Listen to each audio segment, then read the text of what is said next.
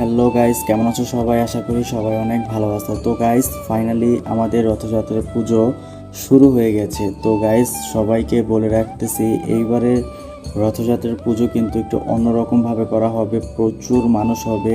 তো গাইস, সবাইকে এই রথযাত্রার পুজোতে আসার জন্য অনুরোধ করা হচ্ছে। এটা হচ্ছে স্বামীবাগের রথযাত্রা। তো গাইস, সামনের 16 তারিখে বৃহস্পতিবারে কিন্তু প্রথম রথযাত্রা। আশা করি এই ভিডিওটা আপনাদের সবার ভালো লাগবে। পুরো ভিডিওটা দেখার অনুরোধ রইল। তো গাইস, এটা হচ্ছে স্বামীবাগ মন্দিরের রথযাত্রা। তো গাইস, এই রথযাত্রায় ঢাকার বাইরে থেকে বা ঢাকার আশেপাশে যত সনাতনী ভাই ও বোনেরা আছে তারা সবাই এই ঢাকার মধ্যে যে রথযাত্রাটা হয় এখানে অংশগ্রহণ করে।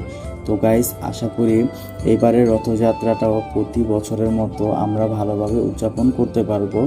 আর সত্যি কথা বলতে, অনেক সময় মানুষ দূর দূরান্ত থেকে আসতে পারে না, তারা অবশ্য এই ভিডিওটাতেই দেখতে পারবেন যে এই স্বামীবাগের রথযাত্রাটা কীরকমভাবে করা হয়। তো গাইস, যারা ঢাকার মধ্যে থাকো তারা অবশ্যই এই রথযাত্রার উৎসবে আসো। তো গাইস, তোমাদেরকে একটা কথা বলি, এই রথযাত্রা হচ্ছে সত্যি কথা বলতে কি, একটা হিন্দু সম্প্রদায়ের জন্য বা হিন্দু সনাতনী ভাই ও বোনেদের জন্য এই রথযাত্রাটাই হচ্ছে সব থেকে বড় যাত্রা।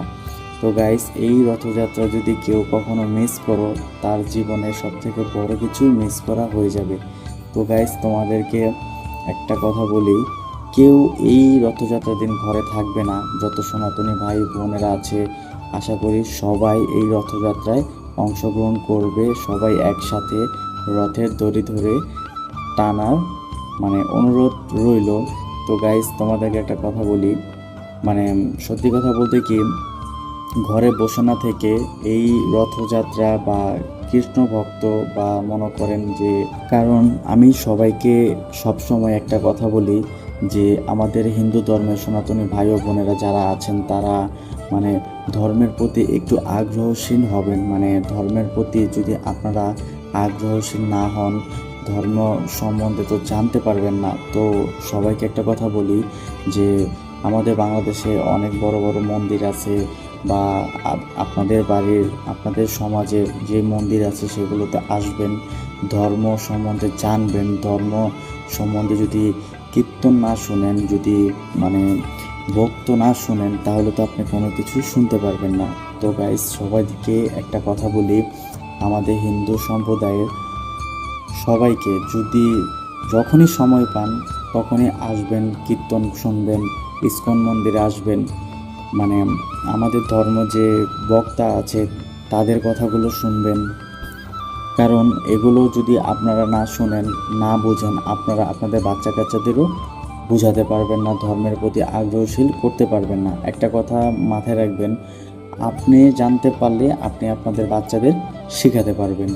আর গাইজ, সব থেকে বড় কথা, ভিডিওতে দেখতেই পারতেছেন যে কি পরিমাণে ঢাকার মধ্যে মানুষ হয় এই রথযাত্রায়।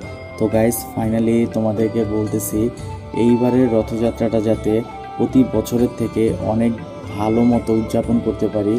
তো গাইজ, সবাইকে বলতেছি, কেউ এইবারের রথযাত্রায় বাসায় থাকবেন না, সবাই অংশগ্রহণ করবেন আর সবাই একসাথে স্বামীবাগে রথযাত্রার উৎসবে থাকবো। তো গাইজ, সবাই ভালো থাকবেন। আশা করি ভিডিওটা ভালো লাগলে একটা লাইক, কমেন্টস ও শেয়ার করে দিবেন। ধন্যবাদ।